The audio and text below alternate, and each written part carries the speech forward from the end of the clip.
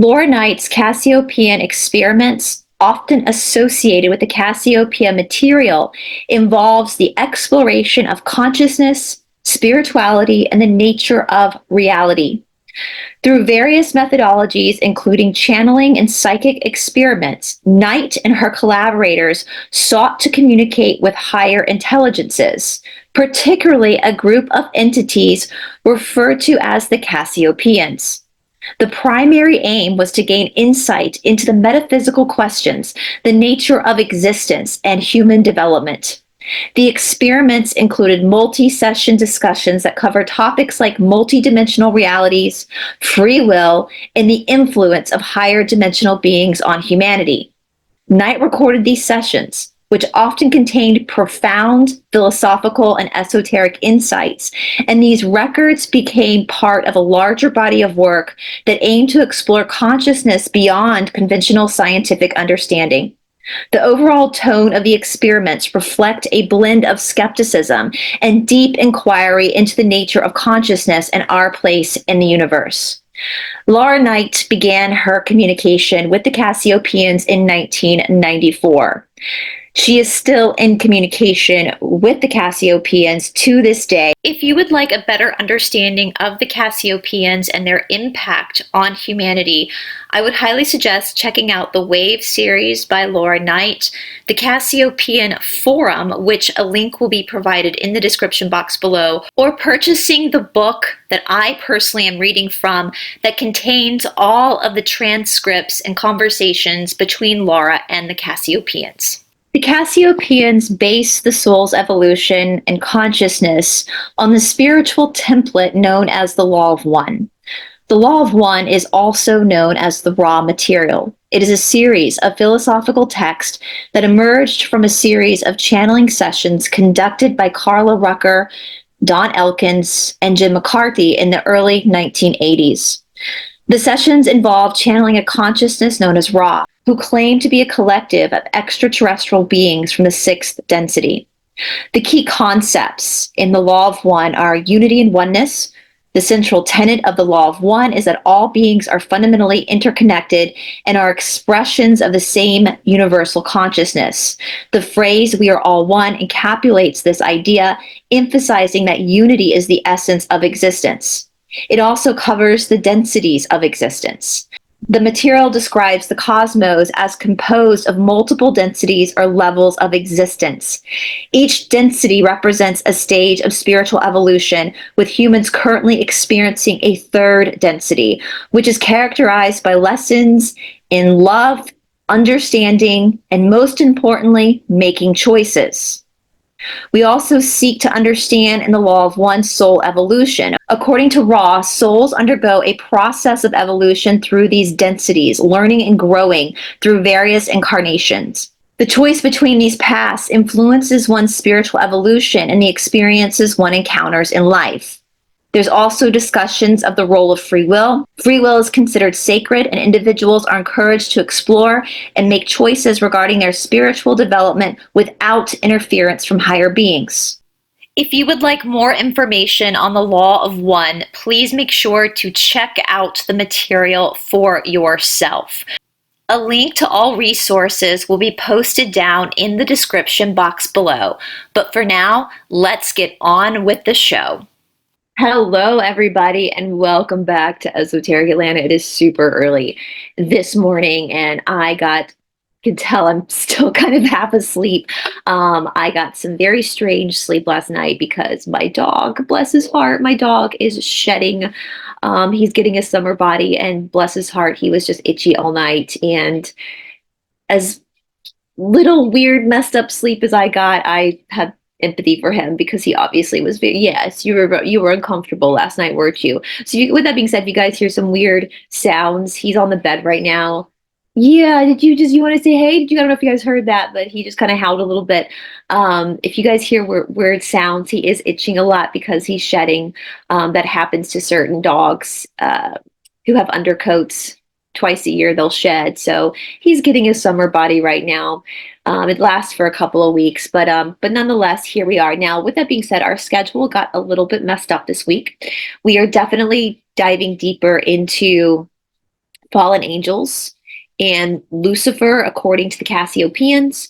I did have a couple of videos that I wanted to release before this video, but because the schedule got a little bit messed up, those videos will be released next week. So we're going to look at something else today from the Cassiopeans. I do want to say that at the beginning of this particular reading, though, I've skimmed it.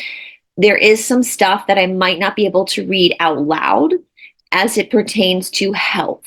So we might just skim through that quickly. And of course, I'm going to link everything down in the description box below so you can look at it for yourself once this video is done.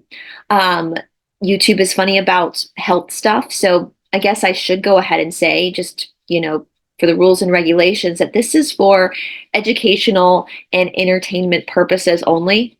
Now, with that being said, I really like the Cassiopeans. I find the Cassiopeans to be very interesting. Even the stuff that like contradicts my research, I find very fascinating. And it just gives us a whole new perspective.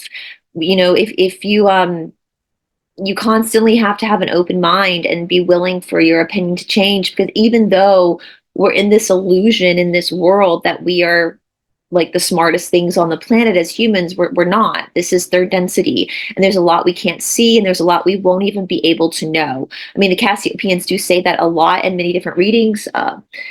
Laura and her group seems to be very, especially in the beginning, they're trying to like crack the code on time, which is something that kind of annoys me when they ask too much about that, because basically the C's answers is pretty much the same every time. It's like, in third density, our mind perceives time in a linear way.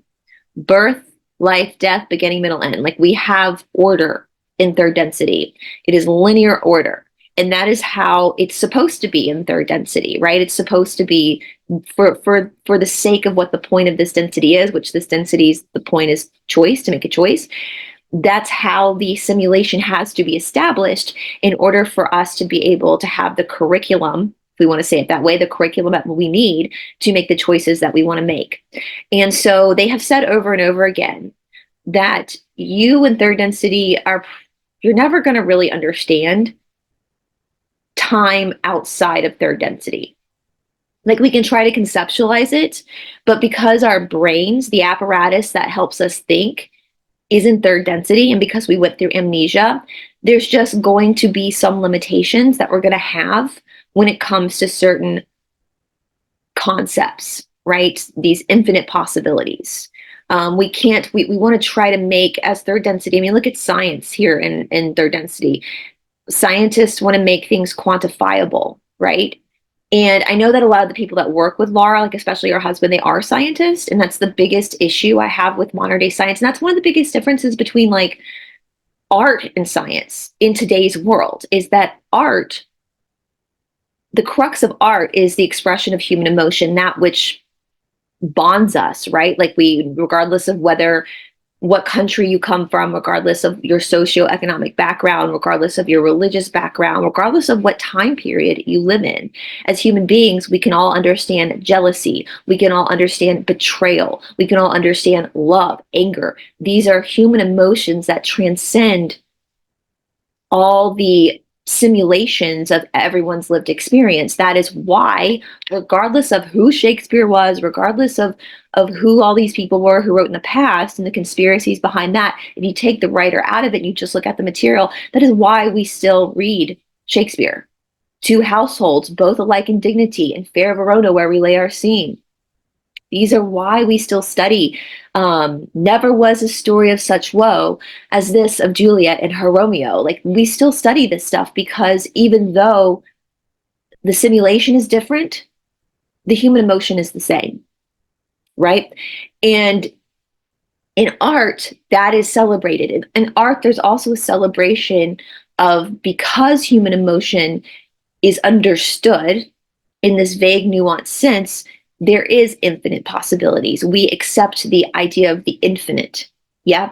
The C's say all the time that knowledge is power, knowledge protects, and knowledge is infinite. There's no limit to knowledge, right? And we see that in the mystical arts as well, in spirituality, that there are infinite possibilities to God. whatever. But in science, especially science today, I'm not talking about science of the ancients. Scientists want to be able to make things quantifiable, right? They want to have reason behind things. Just saying that a shooting star going across the sky, it could be doing that for infinite reasons, is not acceptable to scientists. They want to have a quantifiable understanding, a formula. Yeah. And that's where there's a huge conflict. And I think that's why, like, for me, whenever they ask the questions about time, I like want to shake them and be like, you're going to get the same answer you always get. We're not going to understand this. The seas have given in at times and tried to explain to you guys what time is for them. And it just confuses you even more. And I think, again, that's because a lot of these people are scientists. And so they want to be able to quantify. They want to have it. They can't just accept the fact that there are equations, there are simulations that we're not going to know in third density. And we're not supposed to know. That's the thing, too. We're not supposed to know. And I think that's where faith comes in, like people who have a faith in God or a higher consciousness, not necessarily religion, but just understanding that we aren't the biggest and brightest and the best, that we're a part of something that we don't quite understand here in third density. And we're not supposed to understand. That's the thing. We're not supposed to understand it. Yeah, it's like what does Joe Rogan say? I love it. He goes, it's like trying to teach an ant about an iPhone. We're the ant. And to me, as Bryce, like not as a researcher or as a YouTube host, but just for me and my own humanity, that brings comfort to me, that there is something that I have yet to understand that actually alleviates a lot of like depression or anxiety for me, is that there's this whole other world out there that exists, and I will know that eventually, but right now that's not my job. My job is to be here. Now, before we get into it, there's some really great questions that were asked on the Academy that I want to kind of go over with you guys about the fallen angels before we get into this reading, and we're going to also talk about it again in deeper context with Paula next week.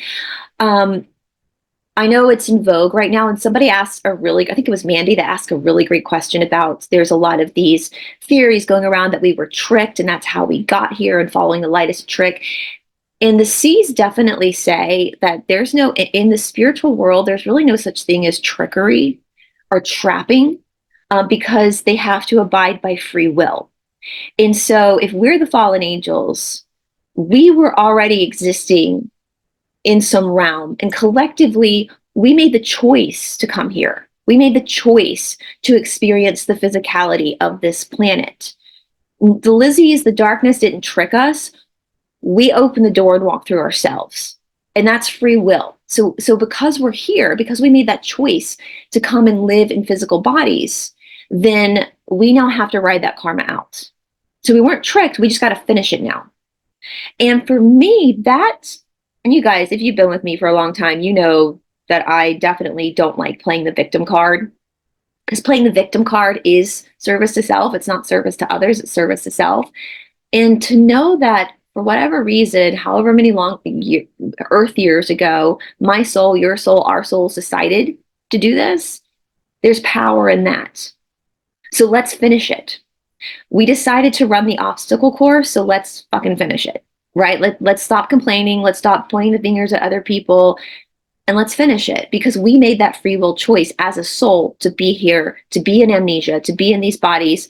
So let's stop complaining and let's finish it. But we're going to get into that more with Paula. If you're new and you've just now heard me say that we are the fallen angels, that is what the Cassiopeans say, that we are actually what the Bible, us as humanity, not we as in all of us just watching this channel, but humans in general. We're the fallen angels that they speak about in the Bible, they reference. And again, we're going to get more into that with Paula next week. So if you have any questions about that you want me to cover with Paula, ask them in the comment section below. But with that being said, let's go ahead and look at this reading. Now, again, there is just a little bit of a mention of fallen angels in this particular reading. But we're going to, as you guys know, with the Cassiopeans, they get into a lot of different subjects in one reading. So again, some of the stuff in the beginning, I'm not going to be able to probably read out loud, but I'll try the best I can to talk around the health-based issues that they're going to speak about in the beginning. But this is from the 13th of May, 2023, so not that long ago. Actually, we're about to come up to 2 years ago that this was channeled. For those who are new, they've been channeling for 31 years. You can go far back as 1994.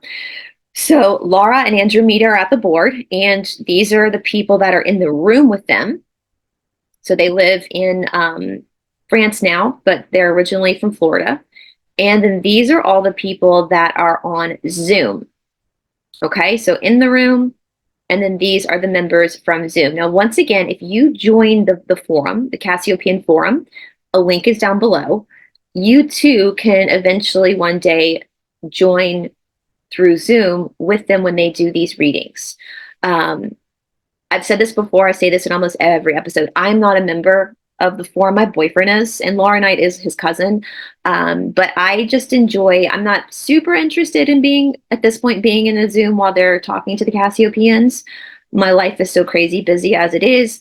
I'm happy just to be in the background and watch with you guys from the backs, the cheap seats. But if you want to be more involved, the Cassiopean work has really affected you positively, and your interest, you piqued your interest, and you want to be more involved with this group, you can be. You just got to join the forum, and you got to introduce yourself, and you got to just start participating with them. And then eventually one day, I think you'll be able to come into a channeling session. Now, again, for those who don't know, if you really want more information, this is the first book that Laura wrote called Riding the Wave. You can just go to any place where books are sold, including Amazon, and just type in Riding the Wave, Laura Knight. And she has a series of books where she goes into more detail about who the Cassiopeans are, the bigger subjects they're speaking about in these readings, and that helps you get more acquainted and have more of a thorough understanding of this subject. With that being said, the transcripts that we're looking at, the forum, it's free. Again, link is in the description box below. Anybody can look at this, but the books you do have to buy. So again, this all comes off of the law of one. You guys all know that. And so service to self, service to others. So with that being said, let's just jump right into it. So Laura goes, all right, tape recorder going. So I have gotten this note a lot. I'm going to address it again, especially if you go back to their beginning sessions. It's very cut and dry, like question, answer, question, answer, question, answer, question, answer. But the more thoroughly they get involved in this, the more transparent they become, which I really respect. So they tape the sessions, and then they go and transpose them. They type them out and put them up for us to read. And they put everything on the board, everything. You know, so if someone gets up to go to the bathroom, they write it down. If a dog barks, they write it down. If someone cracks a joke, they write it down. And I know a lot of people are annoyed by that. I actually respect them for doing that because they're not trying to hide anything, right? They're giving us everything that's happening in this room. So if you see weird conversations, anytime you see Q, even if it doesn't sound like a question, that's them. Those are the humans speaking. Every time you see A, that's the Cassiopeans speaking. All right, so Laura says, all right, tape recorder going. I'm not even going to attempt to say that name. Of Cassiopeia here at your service. Laura says, oh, I forgot to say this was May 13th. Oh, geez. Yeah, 2023, and the usual suspects are here. So she then reads all the names that are here. Laura says, we have kind of a pressing question about one of our members, New England Seeker. He is currently being treated for a melanoma. And this is where I have to be careful because this is health stuff related, and this is not advice, you guys. Again, this is for YouTube. We're going to say this is for educational and entertainment purposes only. And I will add to that, like, you got to do what works for you. With homeopathic types of healings, the main gist of it is that everyone's different. And so what works for one person is not necessarily going to work for another person. And even though the two people could have the same condition, karmically, they would have gotten it for different reasons. So therefore, the healing response is going to look a little different for each person. So again, you have to do what works for you and to research all avenues. You guys know that. All right. So he has been doing, as far as we can see, all the absolute right things with the IV therapies and so forth. And yet it seems that there is something that's causing his condition to be a little bit more aggressive than it ought to be, considering all he's doing. Do you have any suggestions for him that might help? Answer, ask. Okay, he's been doing IV therapy with vitamin C, and he asked if this was a problem or a help. Now, I'm not going to read this out loud because, again, I don't want to get on the bad side of this platform, but if you want to pause and read that for yourself, you can. Laura says, why is that? Vitamin C in high doses can take the place of sugar in some systems. Laura, okay, he's going to take, all right, I'm not going to read that again. Let's just put that up. You guys can pause and read that. And then you can pause and read this as well, just because, again, just want to be on the safe side here. When you say 5 to 10, you mean grams? Answer, yes. Laura, so all right, anything else? Joe says, so infusions aren't a good idea? They say no. Joe clarifies, so switch to, and I'm going to let you guys read that again. And they say oral, so taking this orally instead of infusing. Laura says, okay, anything else? Now, this is what's interesting too. They say your hyperbaric therapy is beneficial too, 90 minutes daily. Would 90 minutes be good for Pierre too? Yes, anything else? He has most other aspects right, but increase of vitamin D and K is helpful. Time-restricted eating also. Okay, I want to talk about hyperbaric therapy. Now I'm going to talk specifically about like hyperbaric chambers, which hyperbaric chambers, I've been in a hyperbaric chamber before. They basically just pump oxygen. It's interesting. Now, with that being said, though, this is also, again, I'm going to go back to this because I think this is where a lot of people in the Western world are very confused when it comes to like Ayurveda. And it goes back to this idea that everyone is different.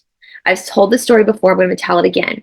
For a while there, I had somebody on all my videos commenting that every single human being needs to be cooking with coconut oil. That coconut oil is like everyone should be using it. And I kept responding, please stop saying that. You're going to hurt somebody.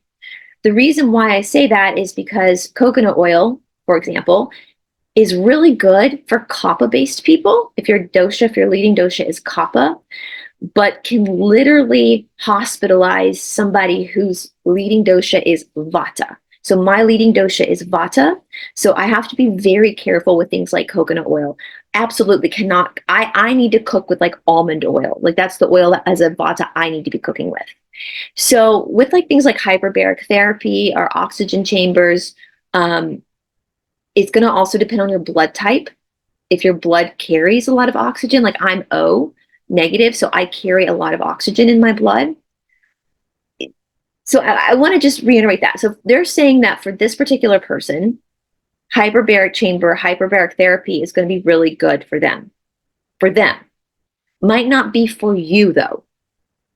So there's many mitigating factors involved in deciding what therapy works for you and what doesn't. Just like fasting, everybody's all into fasting nowadays.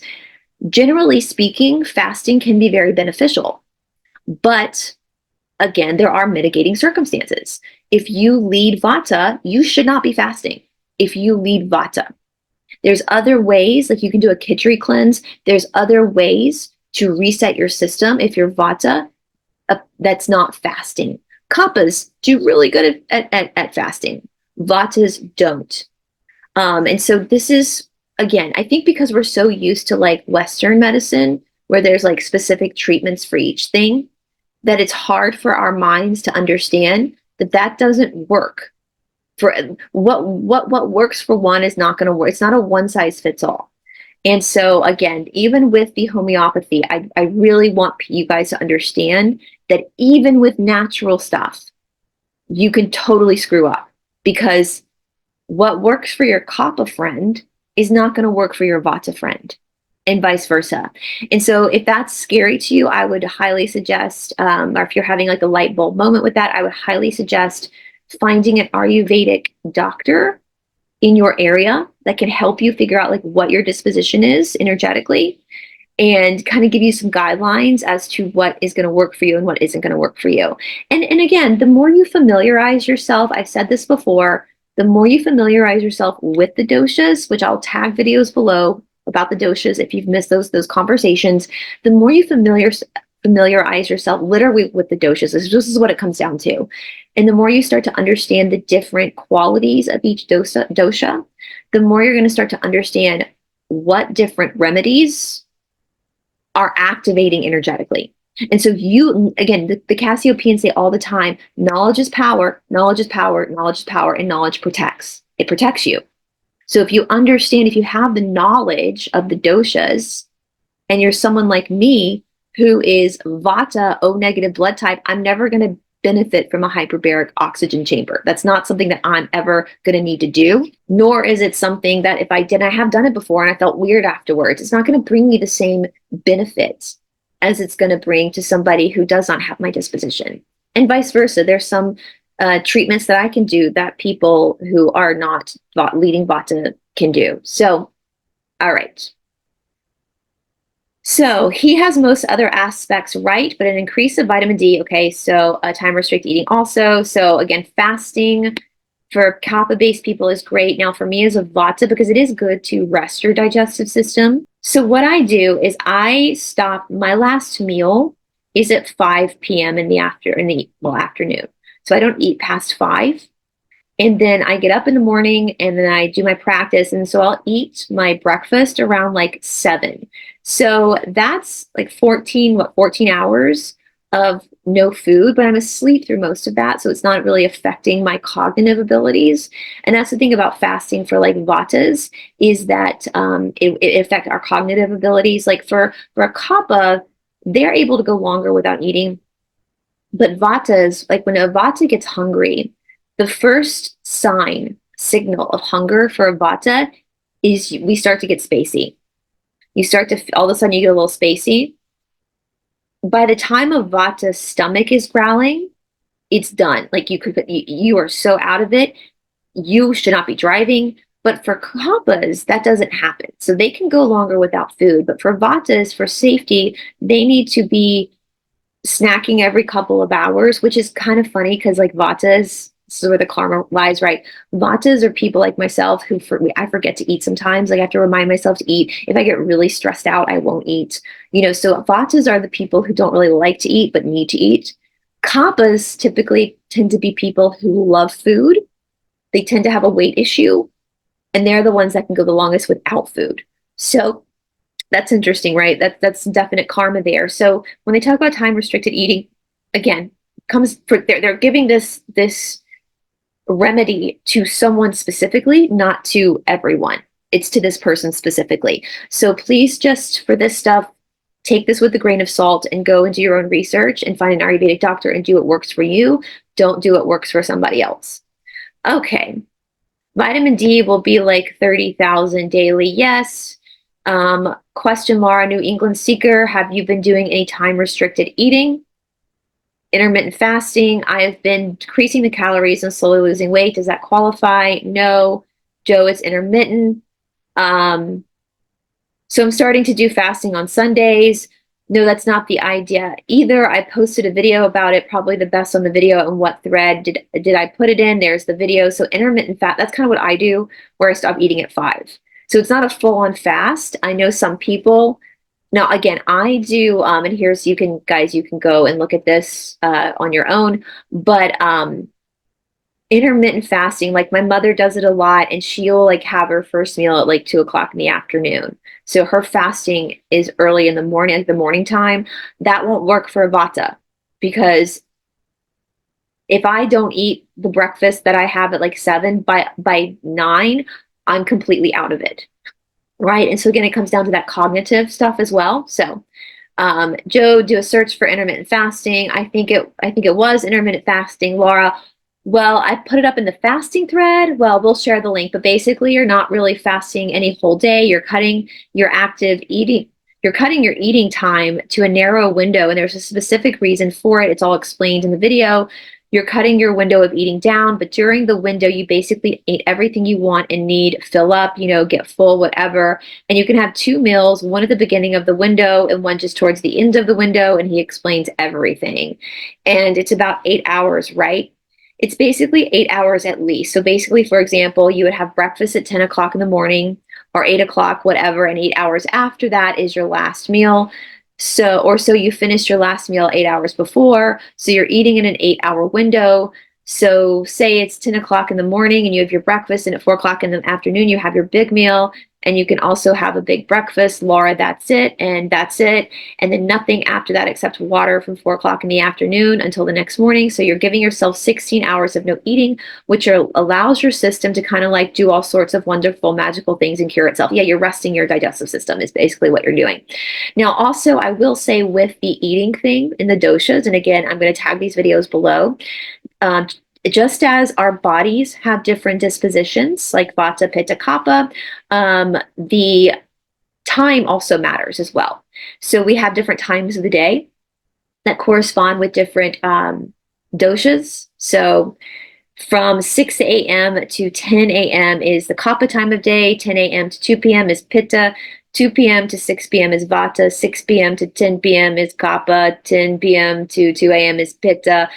2 a.m. to 6 a.m. is Vata. And so these are very important. Like it's very important to, and that's another reason why I stop eating at 5 too, is because I don't want to eat a meal during the Kapha time of day as well, an evening meal. Like I don't want my last meal to be in the Kapha time because that's when your digestion is the slowest. I want to get it in the Vata or the Pitta time. First meal, not that big of a deal because you got the whole day, so you need that energy, to last, to sustain you. And anyway, you guys, I will put again those videos down below. We do have courses and stuff on the dosha system over on the Esoteric Academy. That link is below. And then our first live phone call for May, we are going to actually, funny, we're talking about this now because our first live phone call where I have with the students in May, which is coming up in a couple weeks, we are going to be thoroughly going over the dosha system with each individual to help people get a better grasp on their own dosha. Because as you guys have maybe heard me say many times before, when I started eating for my dosha in my early 30s, that changed my life. That changed my health. It literally fixed everything for me. It fixed everything. So, and it's not a system that we're taught in the West at all. And so, if you want to join that live call with us, right now with the Esoteric Academy, you can get 10% off your first month by entering the discount code Shashumna10. However, you do get 7 days free anyway. Everybody always gets 7 days free just to try the platform out, see how you like it before you commit to the platform. So if that's a class you're interested in coming to and you just want to try the platform, you do get 7 days free. We don't have the date for that class yet.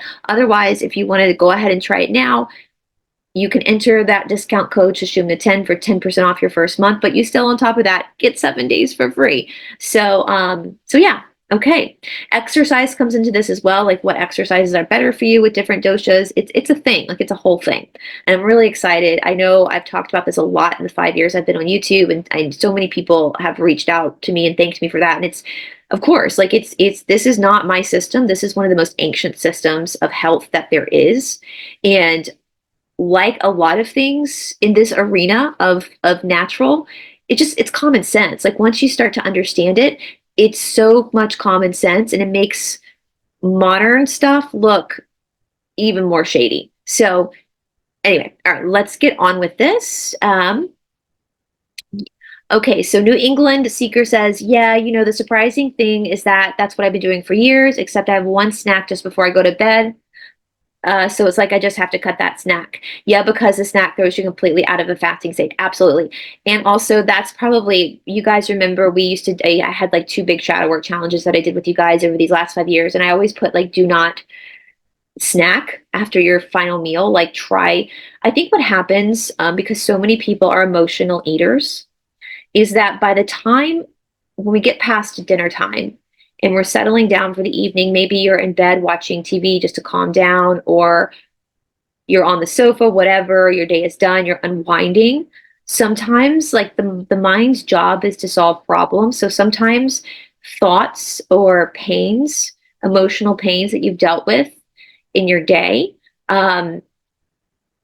that haven't been addressed start to come up when you have free time. And so when we don't know how to deal with those emotions, what do? Sometimes people turn to food. Sometimes people turn to alcohol.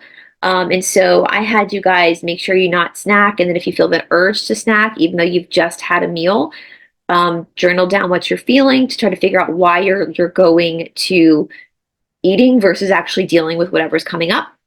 That's the emotional side of it. But of course, yes, the physical side of it, after your last meal, you absolutely want to give your digestive system a chance to rest. A lot of nutritionists I know, and even physical, personal trainers that I follow on Instagram who aren't really into the spiritual side, they always say you should have your last meal 2 to 3 hours before you go to bed, because that's going to help you sleep better. So you're going to sleep better if you're sleeping when your digestive system isn't too actively working, when it's already started to slow down a little bit. You are going to sleep better. There's so many health benefits to that. And just to be clear, if you can do it in a window of 6 hours, that's even better. New England Seeker, the one thing that has changed quite a bit is the what we will call the GKI index. I used to be in the teens, so now I'm operating the high levels. I don't know if I can, let me actually just highlight this, guys. This makes me a little bit nervous reading this, just because of the platform. So you can pause and read that.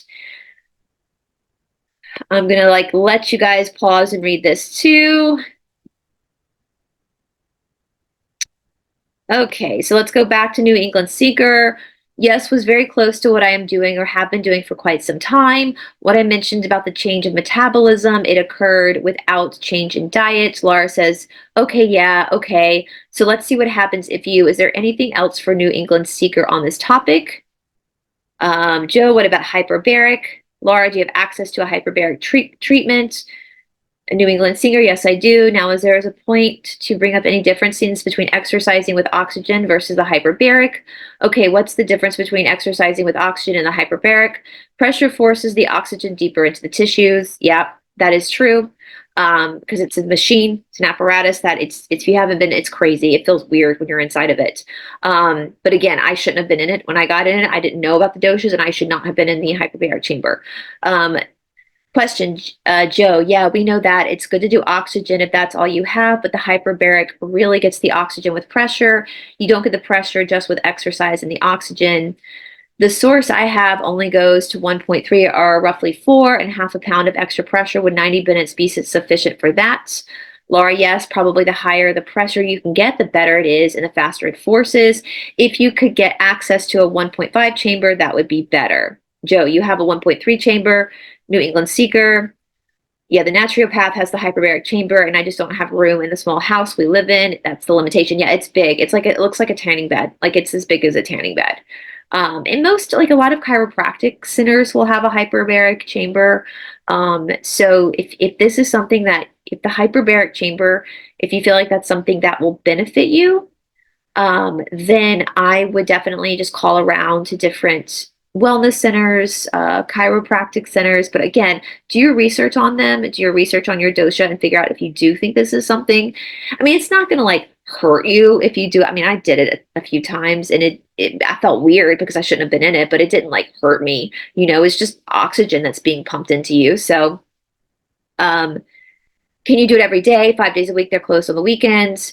Well, it's probably worth considering the cost that they would charge you to invest in getting one and getting the 1.5. I mean, I know you just said that you don't have the space for it, but under the circumstances, making the space, and if it's soft side chamber, it kind of collapses and it doesn't take up a lot of space that you can push it out of the way. But anyway, think about it, okay? Well, thank you very much. And I'm actually going to, I don't know how much hyperbaric chambers cost. That's a huge buy. Hyperbaric chamber. I'm going to show you guys in case you don't know what they look like. Let me actually just show you guys what they look like. And here's some prices too. That's out of my price range for sure. So here's some that one is 150 grand. Here's one for 10K. Here's a small one. The home rental chamber for a little over $1,000. But you can kind of see what it looks like. I mean, it looks like a tanning bed. So, but again, it's something that's kind of like the one I got in. I mean, some people will get in there with their laptop and do work while they're in there. It's not like you're zoned out. You're just laying in this cot with oxygen being infused. But to suggest someone buy one, like that's so expensive. Like who has that kind of money just to buy a hyperbaric chamber for their house? That's why it's nice to find, like, if you want to use this, to find like a chiropractor who has a hyperbaric chamber, like a wellness center. Um, but I don't know many people who have like 10 grand lying around where they can just go purchase a hyperbaric chamber. And yeah, it's in space too. Let's say you do have the money. Space is also an issue. Like, where are you going to put it? Like, where are you going to put it? In your living room? Like, where are you going to put it? All right. Okay, Laura says, and we're going to keep you on that prayer list, and I think we're going to see what happens here, and I think it's going to get better. New England Seeker says, okay, I'm very positive about it, so thank you. Now, well, again, this is one of my biggest complaints about this group. You guys have heard me say it again. Like, some of the questions they ask, if they would just literally read the Yoga Sutras, they wouldn't ask these questions. It's kind of silly that they've never, and I do think that a lot of these people on this forum really don't understand natural stuff. Like, they don't really get it. They're trying. You can tell they're trying, but it seems to me that they have yet to grasp the concept that we're all different. Like, it seems like they're still stuck in this like Western medicine mindset where there's like one cure for every issue, and that's not, in like natural stuff, that's not the case. And so I applaud them for trying to figure it out, but I think there's still a lot of like programming that they have when it comes to this type of stuff. We've read one before where one woman thought that this one particular system of natural stuff was good, and the Cassiopeans literally had to like break it down to her that not everybody is the same. So for me, that's where when I'm reading through these forums, especially when I'm by myself, that's when I give the eye roll sometimes. Like, I get kind of frustrated. It's kind of like the time thing where they spend so much wasted time, no pun intended, wasted time asking about time, when the Cassiopeans have said, you're not going to understand it, so let's just move on. It's kind of the same thing. Like, every time they bring up time, I do like an eye roll, like, oh, for fuck's sake, like, here we go again. Like, you're not going to understand it.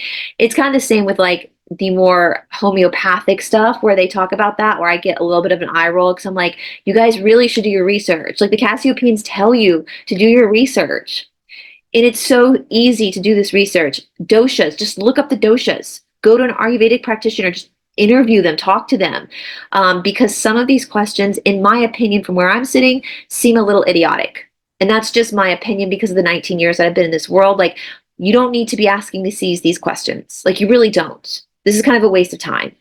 Go to an Ayurvedic doctor.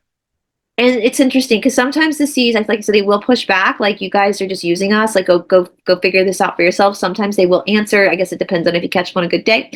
But I learned all of this without having to ask somebody. Like, I didn't even know who the C's were when I was on my journey of learning this stuff. And now that I know, I'm so thoroughly educated in the doshas that I don't have to ask any questions about it anymore. Like, I can look at a food and tell you exactly what disposition it is.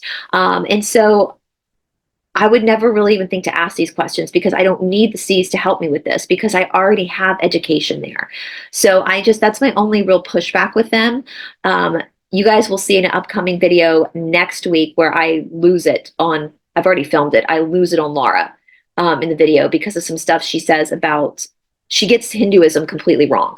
She gets it completely wrong. And she does it in a very arrogant way. And I lose it on her because, and it's an older reading and it's crazy because sometimes in the older readings, like, she will put like an insert, like an apology because of the way that she handled a conversation back then versus now. And I still haven't seen her apologize for what she said about the Hinduism, but we're going to get to that next week. You guys will see what I mean. So that's where my frustration, that's part of the reason why I haven't joined the forum, is that I love the information from the C's, but a lot of times the stuff that's talked about doesn't need to be talked about because the information is out there. And it just really, it's like an eye roll for me. Like, are you kidding me? Anyway. Okay, Laura says, okay, now. Okay, Laura says, what about all the people with your questions? Let me see what we've got going on here. How is our brother L doing? They'll redact names sometimes. So whoever L is, so how is our brother L redacted doing? Answer, very well, thanks to influence from group and prayers, he is camping. Question, Laura. So there's a place there that has this forest, and answer, yes. Laura, nature galore if you want it, answer, yes. Question, Laura. All right, next question. Okay, White Coast ask. He makes me wonder how the inventors of that being could prove it came entirely from their imagination, also instead of channeling in some way. Laura, and he's talking about the Philip case. And when we put this session up, let's include the synopsis of this case. So maybe you can get it ready. Approaching infinity. So we can put it up there. Okay. Was the Philip case a case of creation of a being that is supposed, because they created the backstory, they created the name, they created all the things, then they started trying to talk to him, and then they talked to him. Was that what actually happened? No. One thing I will say too, sometimes I have a hard time reading, because what is happening, guys, here is they're having a conversation like we are. So there's run-on sentences, there's repetition in what they say. And so when you're reading it, sometimes it doesn't translate well when you're reading it, but it's just because we're either just talking. And then Laura just writes down exactly what was said. I don't know what the Philip case is. It might be in a prior transcript, but it seems like maybe he was a fake, was he like an AI person or something? Was it, as Joe suggested, some dead dude opportunistically slipping along there in the ether realm saying, oh, that's me, I can get energy this way, more or less. There are more entities in the astral realms. Laura, okay, so maybe it was like an entity they were talking to on the board. I don't know. You guys let me know if you know what they're talking about. Okay, Laura, so let's be careful. Ask what you want, laughter. Well, then that leads to the next question. Did Alexandra David Neal create a thought being of his own? No. What was it? She added energy to an elemental being, something like a nature creature. That is interesting, you guys. So that must be kind of what they're talking about. Now, we know, or we've talked about like the idea of poltergeist. And a poltergeist, traditionally, the definition of a poltergeist is that it is an entity, an independent sentient being that is created simply from our own emotions. So think about like all the different like poltergeist movies, all the different stories of like teenage girls are the biggest conduits for poltergeist because of the hormones and their feminine energy. And so it sounds like that's what she's asking, a thought being, to create a thought being of her own. So in my mind, that screams poltergeist. Now, usually poltergeists are created not on purpose. She added energy to an elemental being, something like a nature creature. So that's an interesting perspective. Like, are some of these poltergeists being created from nothing, from just energy of a person? Or is like an elemental spirit collecting that energy to then evolve its own consciousness? Interesting to ponder, right? Question, Laura, and this leads obviously to the next question. When we're doing spirit release, we come across all kinds of really bizarre things. I mean, just like thought forms that come and attach, and even thought forms that are created by the individual. Are these thought forms like discrete beings that have intelligence, autonomy, and persistence? Answer, some are, and some die after being disconnected from the source of energy. Interesting. Laura, okay, if we can't encounter a thought form critter that has come and attached to an individual, is a thought form critter something that has been created by some other individual in the same way that some of the ones that we've encountered are created by the individual person? Andromino, right. Like created by a thought loop or a strong emotion and or a split off part of their personality. Answer, some yes, others are gathered energy of place or object. So that sounds about like kind of like what maybe they do in black magic. Question, Laura, place or object. So you're saying that an object can, what kind of object? Trees, for one. Laura, so natural objects, yes. Laura, so natural objects can concentrate energy such that it forms a thought form? Yes. That's interesting. Laura, okay, in places too? Yes, in some places respond to activities of humans and 2D creatures. So 2D creatures would be animals. We know that there are hauntings that are like residual. So like something really traumatic happens, and so the energy in the area like takes a snapshot of what's happening, and we see it as a ghost, but it's actually like a spiritual photograph. Okay. Joe, that's like Lethbridge, right? So a place can acquire a concentration of energy because of actions of humans in that place, and or yes. Answer yes. And that makes sense. You go to places all the time that feel gross or feel good. I think clothes can be haunted. Like, have you ever had a shirt that you wear and every time you wear that shirt, something bad happens? I think it's because sometimes we'll wear a shirt, something bad will happen to us. The energy that we put off while being in that shirt, it catches to the shirt, and even though we wash it, that energy is still there, so it attracts. That's what I mean by haunted clothes. Question, Laura, and the same is true for the actions of, say, 2D creatures like animals? Yes, the latter is less concentrated. Question, Laura, so the imprints of creatures is less concentrated than humans? Answer, yes. Question, Ark, what is the relation of spells to this? When someone is casting a spell, I just said that, didn't I? That kind of gave me goosebumps because I said, okay, this reminds me of black magic. Like, this is what they're doing in black magic. So let me read this question again. What is the relation of spells to them? To this, when someone is casting a spell, what is it a kind of thought form? Also, yes. So people can create thought forms when they cast spells. Yes, and also attract energies that are already free floating and frequency matched. Question, Ark, how do you protect yourself against such things? Answer, knowledge protects.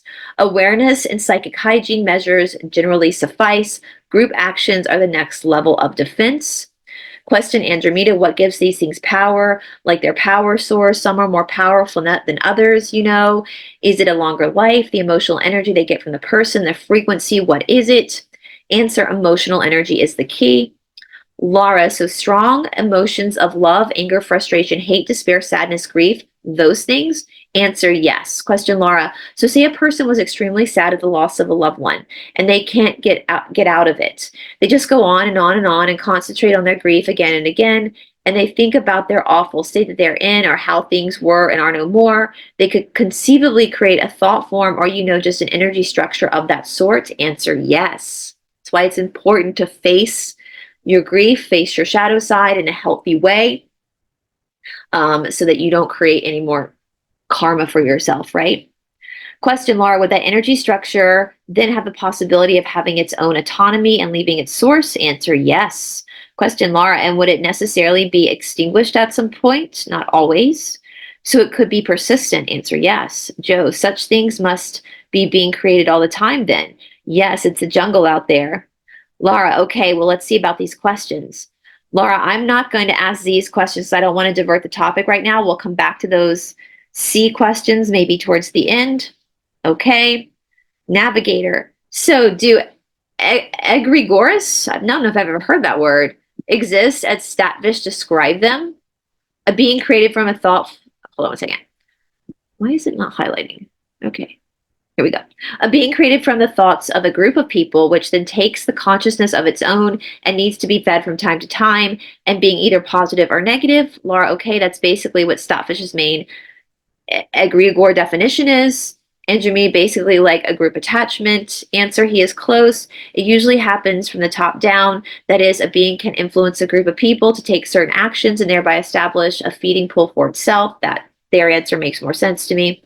Laura, okay, but still can human beings create a being like Stavish described? Not really. Such a creature is more a function of FRV and will dissipate upon breaking up the group. Question, Laura, but for a period of time, there's something that is drawing and recycling energy within the group. Yes. Okay, this just gave me chill bumps because it makes me think of like Narcissist and how some beings can like pull people together to create energy together to feed off of it, and how I think about like Narcissists and their flying monkeys and how it takes so long for some people to break from a narcissist. And we know that we know from the Cassiopeans that all organic portals, or people who don't have souls, that's an organic portal, all organic portals are narcissist, but not all narcissists are organic portals. Some narcissists are distressed souled people. Regardless, you have to treat it the same. You can't help them, they have to help themselves. But we know how like narcissists like hoover people back, and like people who are like in bed with a narcissist, literally or figuratively, like you could be like working with a narcissist, right? Or you could be partnered for a podcast or like a show with a narcissist. And maybe you've had a lot of talk, you know this person that you're working with is really toxic. They deeply emotionally affect you and they affect you mentally, but you can't break away. Well, they use a tactic called the fog. They keep their victims in the fog, which means fear, obligation, guilt. So you fear leaving the narcissist, you feel obliged to the narcissist and you feel guilt towards the narcissist. Like in business situations, sometimes the narcissist will make you feel like you're only successful because of them. And so you have this fear of leaving them, like you need them for your livelihood. We see this in relationships and marriages. And not only that, the narcissist also has their flying monkeys. So that you know that once you pull away from the narcissist, you're going to get smeared. Lies are going to be created about you. And so narcissists have a really good way of hooking people into them. And what they're talking about here, because if you've ever been with if you've ever been, I went through therapy after I was done with my narcissist. And I grew up around narcissism, which usually as an adult, if you find yourself around a lot of narcissists, it's because you grew up with a narcissist. So that's a topic for another day. But what they're talking, like when the group stays together. So if the narcissist is an organic portal, we know that 4D entities kind of use narcissist organic portals to do their bidding. So is this why it's so important for the narcissist to like put their hooks in people to create this kind of stressful energy? Listen, there's nothing more stressful than being intimately involved with a narcissist, whether romantically or business-wise. There is nothing worse than that. So, and it's hard leaving that because they do so much to you. They're diabolical. And so if the entity dissipates, if the breakup of the group, so the breakup of, then that's what, I don't know. I'd love to hear you guys' thoughts on that. And just, I guess, if you are in a narcissistic situation, whether it's an intimate relationship or a business relationship, my only advice to you would be to get help. Because it's hard to leave those situations on your own.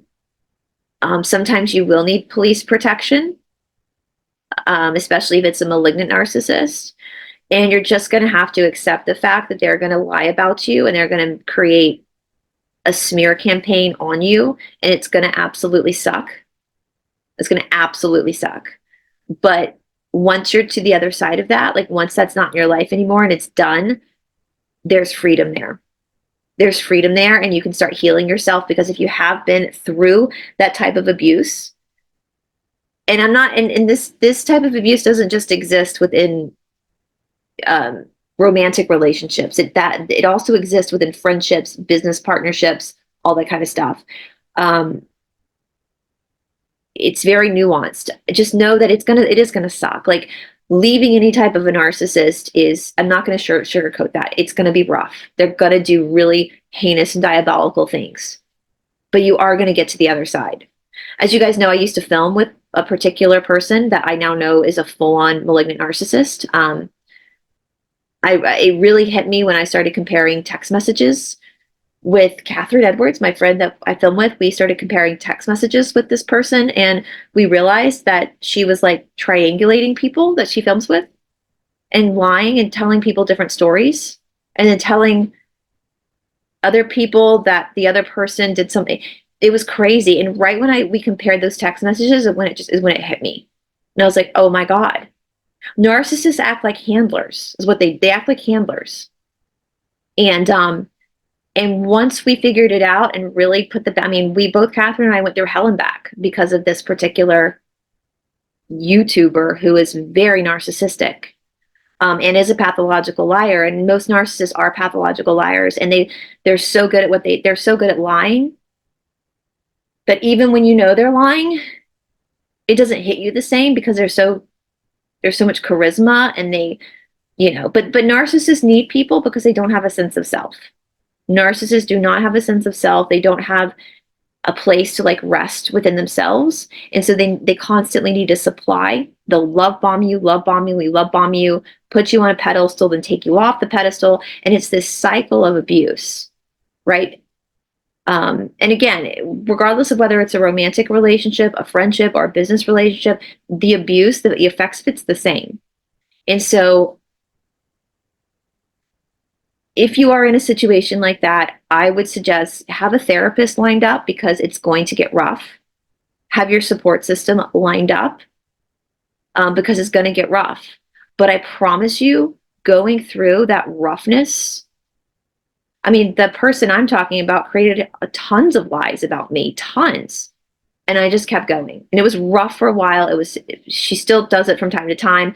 But now I'm to the other side of it, and I'm just so grateful that I got out when I got out, because I wouldn't want to be stuck even deeper with this person. Because they're narcissists are dangerous. Like, they're dangerous people. They don't have empathy. They can't feel guilt. You feel guilt. You're in the fog, fear, obligation, guilt. You feel guilt. They don't.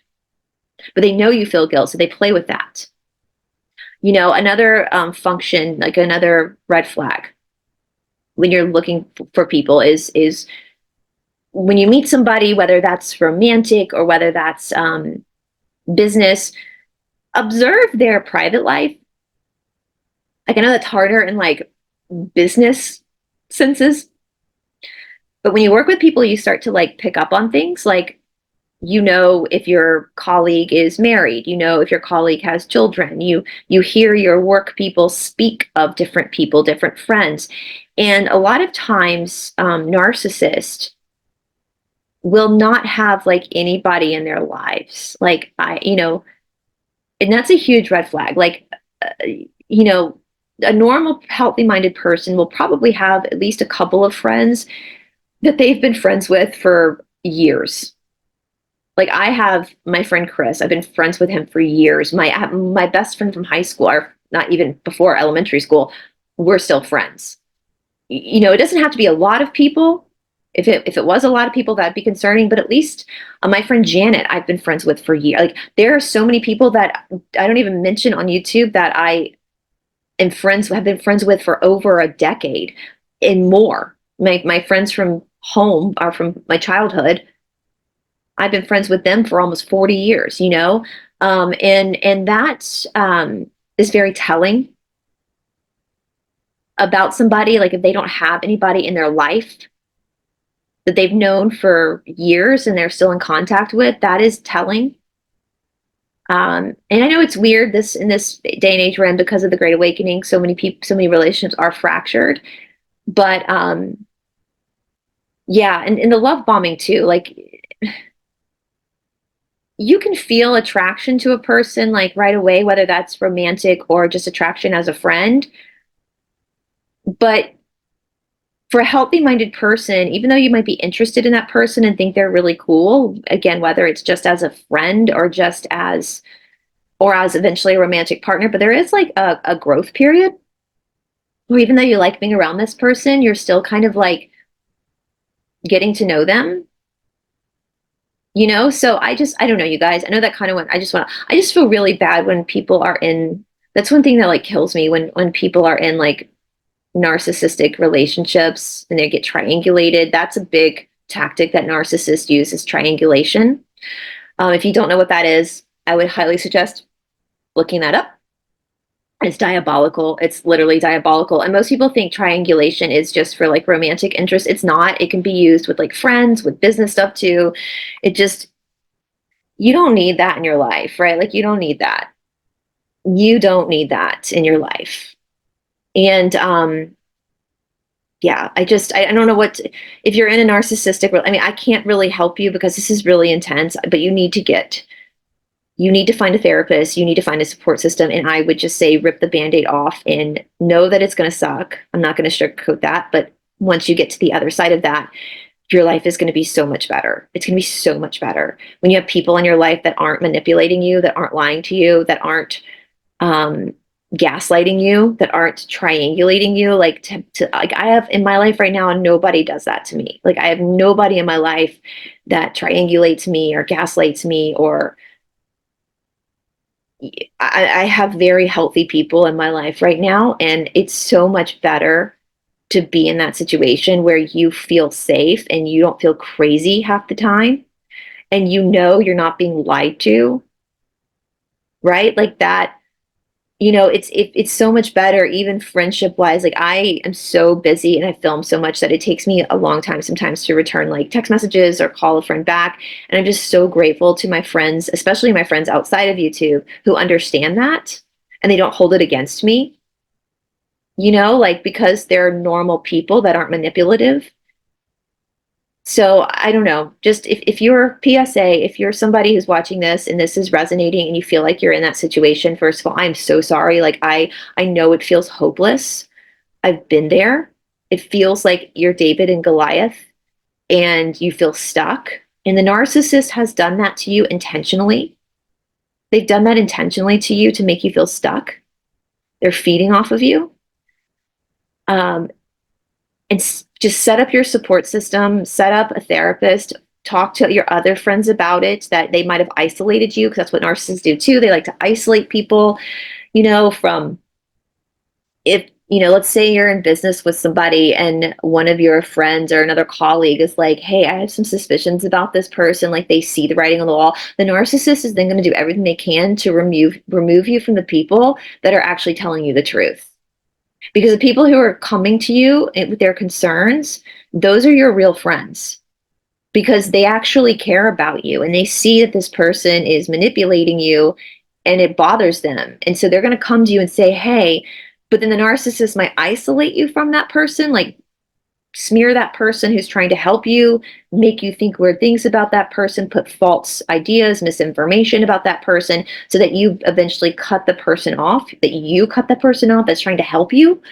But I promise you, if you've done that to your friends and you realize now that your friends, I promise you, most people in your life who pick up on narcissistic abuse, if you were to turn around and contact them and say, you were right, I'm so sorry, I need your help, they would be there in a heartbeat to help you. I would be, because I know what that's like. I know what that's like. It is some of the worst experiences you'll ever be in.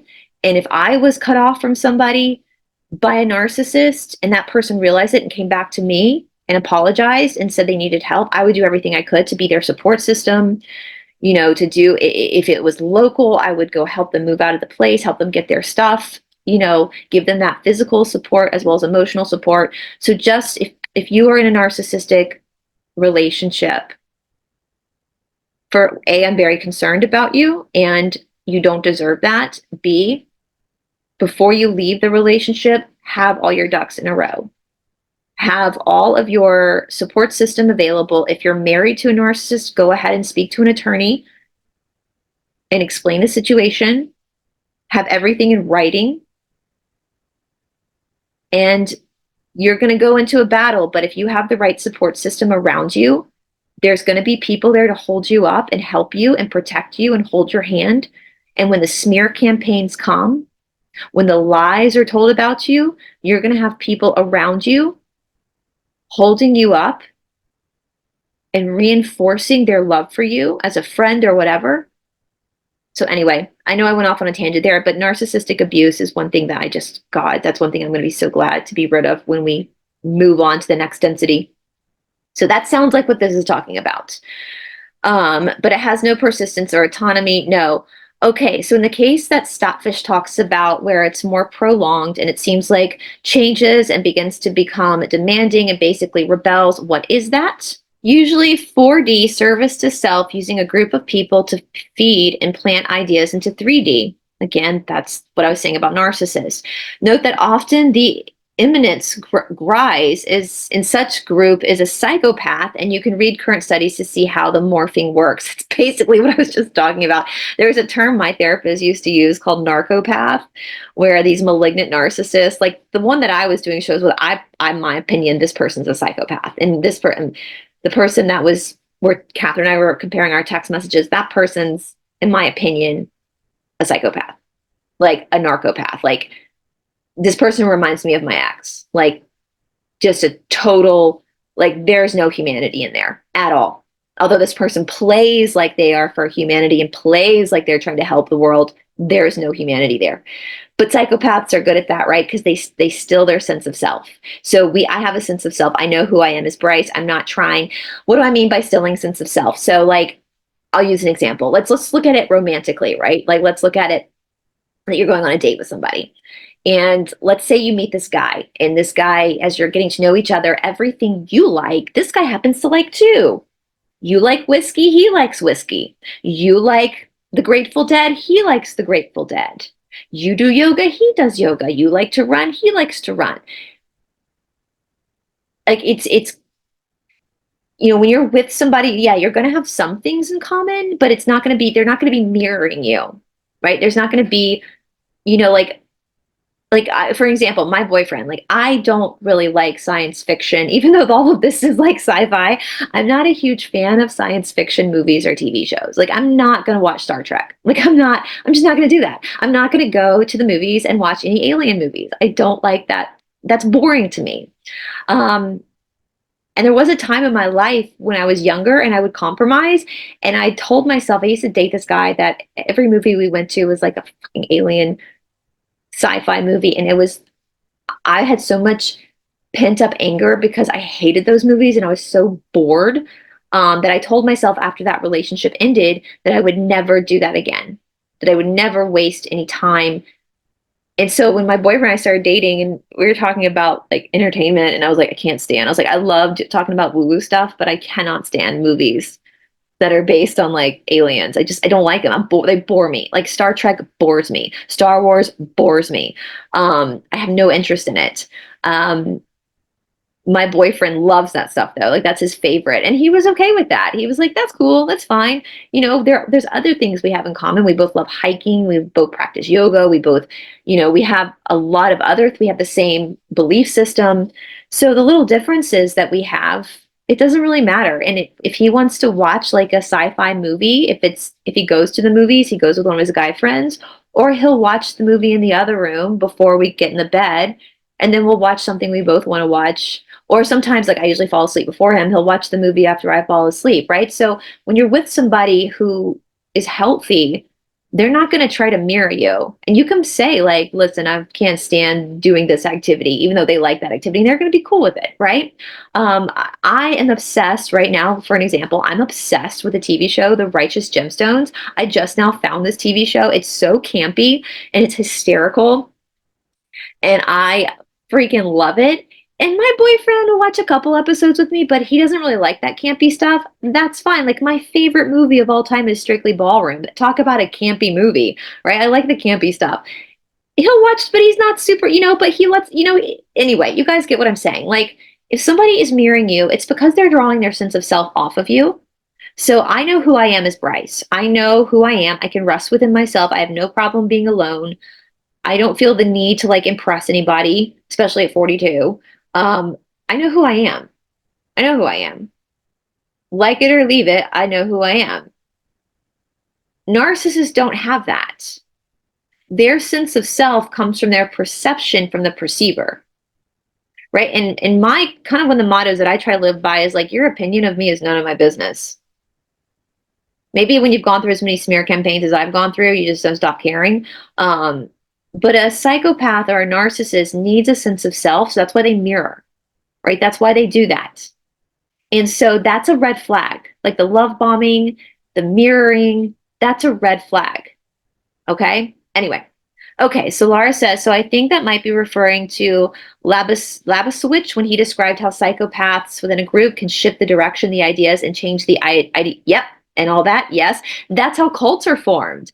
You guys, like, look at, I've talked about that's kind of what's happening in the Ashtanga world right now, which Mariella Cruz, we did an episode about that. She's going to be coming back on the channel at some point to give a follow-up. We've been in communication about that. But look at, like, the Branch Davidians. Like, if you look, years ago, before I was on YouTube, because I like studying weird stuff like cults, I was listening to this huge podcast just based around, I can't even remember the name of it, but it was based around the Branch Davidians from Waco.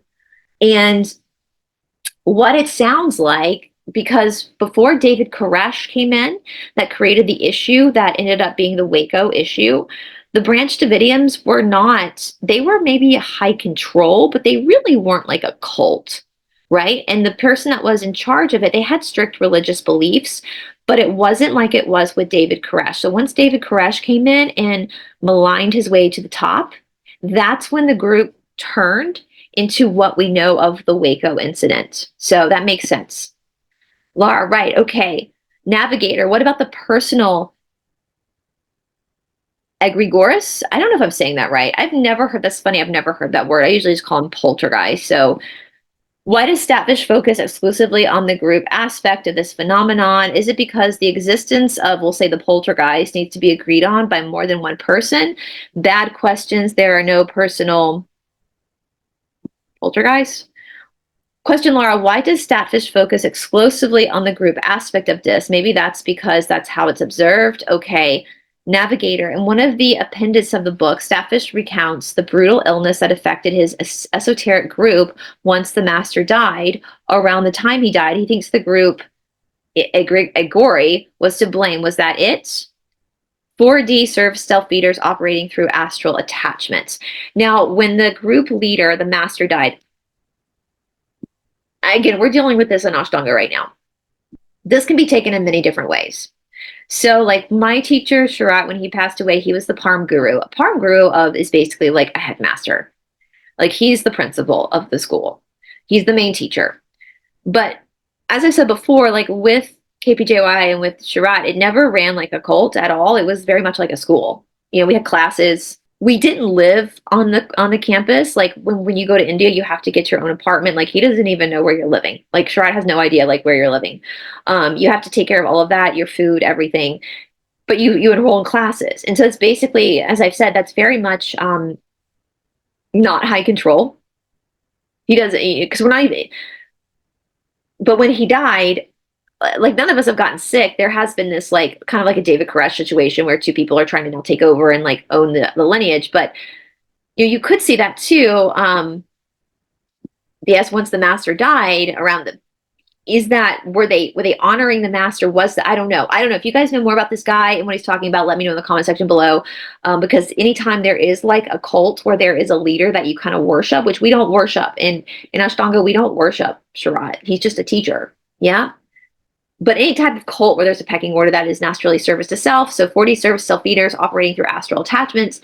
Laura, okay, so that makes another question. Does fourth density service to self utilize astral beings, dead dudes, energy concentrations, or beings or elementals and so forth to affect or afflict human beings? Yes, yes, and yes. That's super interesting. Dead dudes or ghosts. Laura, it's a jungle out there, all right? TC, the illness that the group studied was, I think, that lots of people in that group had some sort of blood disorders. Possibly viral in origin, possibly viral. Well, that wouldn't necessarily, I think they had blood disorders of some kind. Could it have been viral? Answer, yes. Question, what do we know about viruses and attachments? Yeah, okay, the Germans. Are egregores, is that how you say it? Or simply collective unconsciousness on different scales? No. The Germans, can we become completely free of the influence of any egregores? Theoretically, yes, but practically difficult. Laura, what was Andromeda? But that's completely free of egregores in a sense of egregores beings, what he's talking about. Joe, exactly. I mean, we need to disabuse. Joe, exactly. I mean, we need to disabuse people of the idea that this guy's is saying about egregores and that it's actually what it is, but I hope they're getting that. Yeah, I mean, he's just talking about things like influencing our limbic responses, or yeah, he's putting everything in the basket. What was the real cause of M. Stavish's sudden physical pain right after? Okay, let me read that again. What was the real cause of M. Stavish's sudden physical pain right at the time when the Grand Master died? Feeding the tube detachment. Laura, you mean Laura, you mean a psychic feeding tube between him and his person? Yes. Question, Stavish describes the Rosicrucian Cathedral of the Soul as an imagery ethereal cathedral first created in thought and then sponsored and maintained by thought as a spiritual creation resulting from the concentration of spiritual thoughts. Is this in any way similar to the contrary house from the SRT imagery realm? Let me look up. Hold on one second, guys. I just want to look something up here. Sorry, this reading was very last minute because our plans changed. So I just want to look up.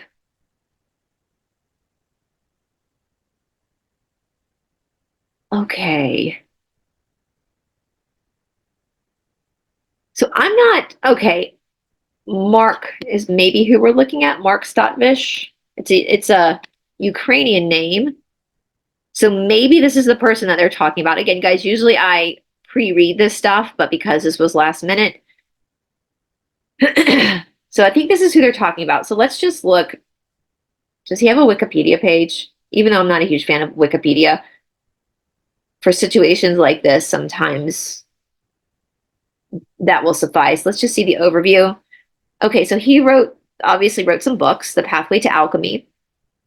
Mark Stavish of Pennsylvania has been a longtime student of esotericism and is a frequent lecturer on occult knowledge. Founder of the Institute for Hermetic Studies, he's the author of numerous articles on Western esotericism. In 2001, he established the Louis Claude de Saint Martin Fund, a nonprofit dedicated to advancing the studies and practices of Western esotericism. He has also served as a consultant to print and broadcast media and several documentaries. He holds undergrad degrees in theology and communications and a master's in counseling. So he's written quite a few books.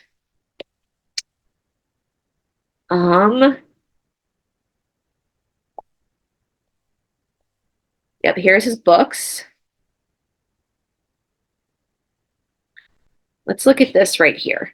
All right, so again, Mark Stavish, Pennsylvania, has been a longtime student of esotericism and is a frequent lecturer on ancient occult knowledge, founder of the Institute for Hermetic Studies. He is the author of numerous articles. Yeah, okay, we just read that basically. Let me see. Let's try this, you guys.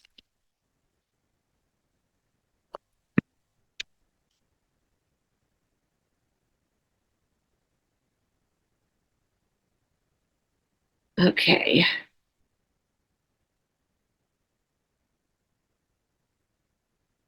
Okay, so Mark Stavish, the director of studies for the Institute of Hermetic Studies, is a lifelong student of esotericism with over 25 years experience in comparative religion, philosophy, psychology, and mysticism, with the emphasis on traditional Western esotericism. His articles have appeared in academic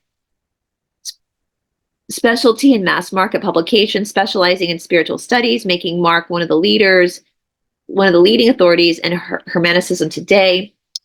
In addition to being a member of the office of several prominent Rosicrucian and Martinist societies, Mark served as the director of research for the occult research and application process of the Philosophers of Nature. The Philosophers of Nature was founded by Jean Dubois in France. I don't know if I'm saying that right. In 1979, and for 20 years was a leading resource and practical information on mineral and plant alchemy, as well as, let's see here. Would that be his teacher? This is, you guys are seeing me research in real time. This is why it takes me hours to research something. I don't know, you guys. Like, let me know if you know. Let's see here. Let me just quickly go to the YouTubes. Ola YouTubes. Oh, nope, I have certain things pulled up for a reason. Not that. So I don't want to go on those pages. Let's just go here and let's see what we can find on the YouTubes. We should call this like Friday night research group. Okay, so hopefully I don't get popped for this. I always feel nervous playing YouTubes on YouTube. This is, let's just say, just this is fair use. So this is fair use. So let me just, let's look at this for a second. Welcome to 60 Skills. This week, we will review Egregores. Egregores. Occult entities that watch over human destiny by Mark Stavish. Stavish, there we go. Egregores are a very important topic that don't receive enough attention. However, I have been told that people who are particularly skilled in political advisory work and branding find this book by Mr. Stavish quite interesting. Now, in the 60 Skills curriculum, we talk about egregores quite a bit and largely describe them as self-aware energetic constructs that surround certain ideas and that tend to be formed anytime more than one person interacts with another person. Okay, I'm going to tag this video down below, but you guys, if you want me to do a deep dive into this dude, let me know, because I'm kind of interested now. And like I said, this video was last minute. Usually I pre-read stuff before I present it, but I only skimmed this. So let me know if you guys want me to do a deep dive into this dude, because I'm kind of interested in studying this guy, even if he's not accurate in what they're saying. I still kind of want to see what he's saying and just to know. And I can't believe, but I can believe that I don't know this person, and this is why. And this is my boyfriend. I have this conversation all the time. When I started my venture into studying spirituality, I've said this so many times. One of the aspects of my life where I've been extremely blessed has been in the realm of my spiritual studies. Because when you're new to spiritual studies, there's so many things can go wrong. You can fall for false teachings. But from the minute I started studying into spiritual studies, immediately I was surrounded with teachers that knew that in order to be a spiritual person, it's not about talking to dead dudes. It's not about using tarot cards. It's about getting in touch with your own spirit. And so all of these people that they talk about were never in my path, because feel very blessed that I was put on the right path right away. Now I can tell you all the great teachers of India and their philosophies and their theories, and that's kind of my biggest thing on this channel too, with spirituality. Like I sometimes, even though I want to look at this guy just because I'm curious, because I'm nosy, I think people like Mark Stavish, that however you say his last name, and I don't know this dude. We'll see what he has to say, but it just seems like he's got some things wrong according to the Cassiopeans, in their opinion. This is just entertainment, educational purposes only. Don't come for me. Like, I don't even know who you are, dude. But it just seems like this is the big distraction, right? This is what the C's talk about, like in the last episode with channeling. This is the big problem, is that we're all looking to blame something outside of ourselves for our own problems. Now, yeah, we do have negative greetings, which we are going to get into negative greetings eventually, a deeper look at negative greetings. But if you spend your whole life pointing to your problems as being something outside of yourself and playing the victim, that's service to self. Like, you have to take accountability.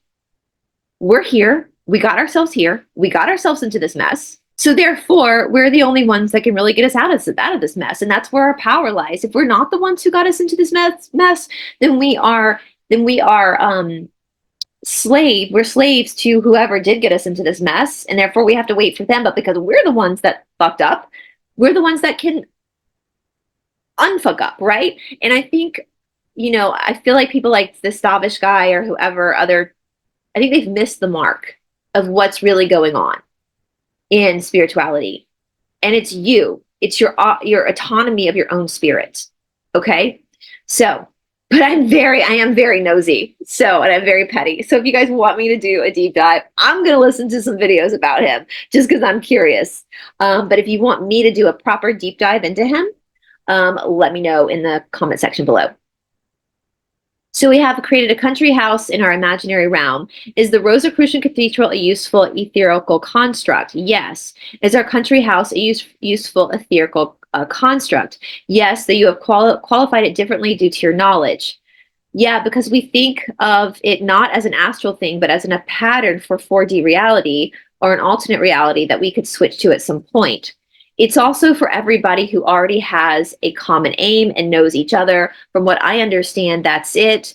It can't be anybody that goes in there, imagine it and it gets whatever. Yeah, and this is one that, and this one is surrounded by a protected shield, and we utilize it in a very different way. And what they're doing with they're talking about an archetype of a cathedral, a Christian cathedral, which is not very non-denominational. You know what I mean? Yeah, I mean, ours is a kind of non-denominational country house, Okay, hold on. Hold everything, please. Okay, can Egregores, well, we're using that word Egregores because that's what Stavish used. So let me ask this question before we continue. Okay, Egregores, as Stavish uses it, he has taken it from, I think, the Greek translation of the word in Aramaic or whatever that means watchers. And I've always thought that these watchers, these fallen angels that are talked about in the Enochian books, were like 4D density beings. So what are the watchers? Answer: 4D beings. Okay, so the word egregora, as Stavish uses it, is mostly incorrect. Am I right about that? Yes. So he calls practically anything and everything an egregora when it's technically not an egregora? Yes. And like they said, he posts it as coming from the bottom up, everything created by human beings, when it's mostly not that. It's mostly top down. Anything that comes from the bottom up is only ephemeral and doesn't last very long. Is that true? That what comes from the bottom up is ephemeral and doesn't last very long? Answer yes. Laura, okay. Can egregora be a positive influence? Are they mostly or always negative? Well, if they're hyperdimensional beings, they're always negative if it's truly an egregore. Is that correct? Yes. So guys, positive beings don't interfere with us. Like the C's have already said, every single time Mother Mary has been seen, it's been a Lizzie. They will not, positive beings will not intervene with our existence because they respect our free will. They respect our free will. So most of the time when you're seeing something, it's negative. Trying to trick you to think it's positive. Laura, okay, so we're talking about all these other cases we need to use different language for. There is a resonance between individuals. There are elementals. Don't we as a group on the forum and Laura's work and everything already have a much better, much more clearly defined description of the kind of entities of various different types than what this guy is trying to define as egregores? Yes. They're really going hard for this guy, aren't they? They are trying to cancel him. But that's, if you're in this type of work, you're going to have to be ready for your work to be challenged, right? Joe, so why would we even bother? Well, okay, so we're not going to use his terminology, but still he brings up some things that can lead to ask some questions to further define our understanding of these realms.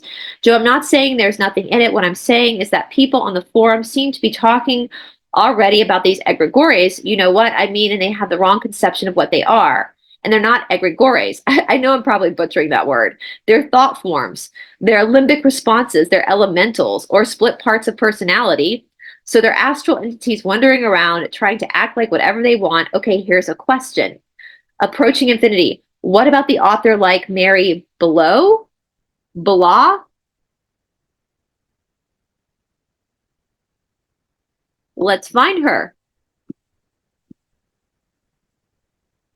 All right, let's find Miss Mary.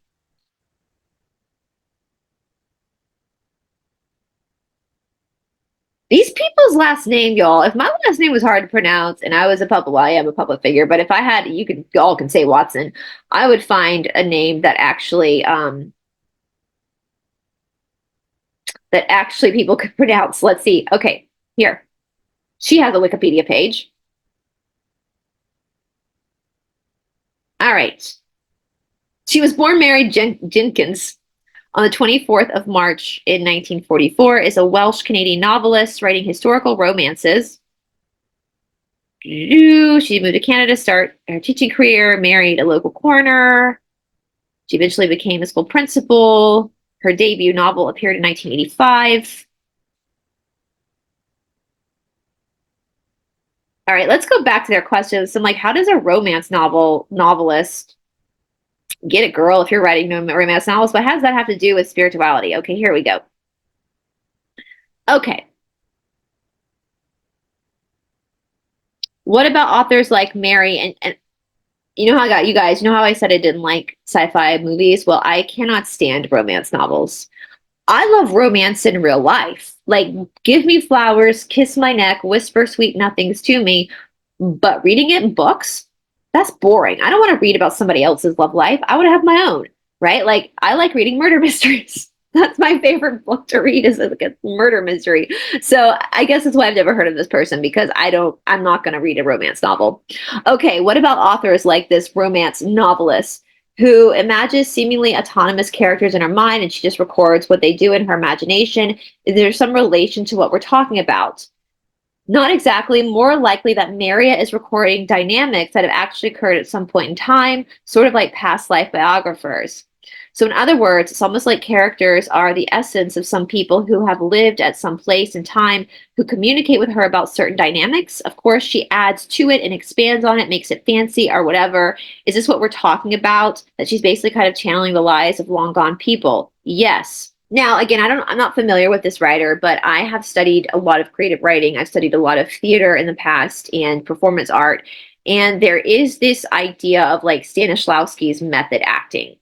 And a lot of actors are method actors. So what does this mean? That they actually try to become this person. So instead of just pretending, because the whole point of Stanislavski's, and this also connects to creative writing, the whole point of Stanislavski's method theory of method acting is that you only want to tell the truth. So like a method actor will break the character, will do character development. So I love watching like a lot of the shows that I really like. I like watching the actors talk about their in interviews, talk about their process. And so even though the show, the story might not show or even talk about certain aspects of the character's past existence, like their childhood, whatever, the actor will create that story with the writers to create a background so that they understand the character even more, so that they can put themselves in the shoes of the character, which makes sense, right? To me, that makes perfect sense. That's psychology. Like how I am today is based on the 42 years I've lived prior to today, all of my experiences. You are how you are because of all of your lived experiences. Now, we're not thinking about those lived experiences as we're in the moment, but those lived experiences are affecting us. And so a lot of method actors take on this practice of character development in order to be more convincing and to honor the person and to get the emotions right. Yeah. So writers do this as well, different, but the same. Like John Irving is one of my favorite modern day writers. And I know he's talked about this before. A lot of really great writers will do kind of the same thing, where the first thing they do is maybe create some characters. They'll create some characters in their mind. They'll figure out who these people are, their quirks, their whatever. And then with those characters, once they start to create these characters, stories start to unfold. So a lot of writers will literally have a character in mind, and that's how some of the greatest books you've ever read were started simply by the writer creating a character. So but they're saying she's channeled, and I don't know, does she write historic romance novels like based off of real people? I don't know. So, or a composition of characters, is she getting all that from the Akashic records, information field? Okay, wow. Could it be that some of those types of thoughts could be what we know as programs too? Yes, yes, and yes.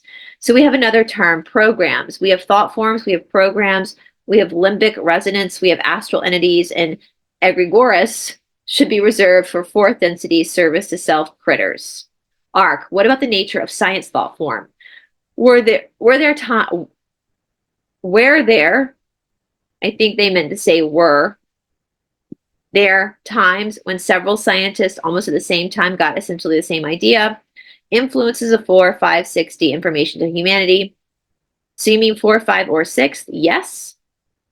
So it could be any one of those that are influencing human beings right now, and that could be positive or negative if it's 4D. Yes. So they could come up with some really bad ideas for weapons and stuff like that, kind of like broadcasting a signal, on the radio around the globe. Yes, yes, and yes. And it depends on who has the receiver, the antenna, whether it's positive or negative. Yes. And that would explain that sometimes cryptogeography nature of it, where a bunch of people act in the same way, like the 100 monkeys, right? Or where you think of something and 2 or 3 people in your social circle, or even if they're distance from you, suddenly call you on the phone and tell you the same thing. And you think, oh, Jesus, this is crazy. Or mass chaos or something of people going off. Yes, and it can be evidence of change in the program of reality with concomitant broadcasting of new reality parameters. We interrupt our scheduled program, laughter, to bring you this special program. I think that happened in the truther community, because I don't think that at this point, I think the truther community is a lost cause at this point, honestly. I think they're more programmed than the normies. And I think they started to wake up. And so the controllers that be tuned in and said, okay, now that you've woken up, we interrupt this programming to show you this programming over here. Someone's coming to save you. You're going to have all this money, and then you're going to get into this med bed, and you're going to be 20 again. Yeah. And then there's breaking news in 4 countries, mass pew-pews, and they're like, what the hell just happened here? Okay. So there wouldn't be such a thing as a positive egregore because the concept involves infringement of free will by the higher being. Yes.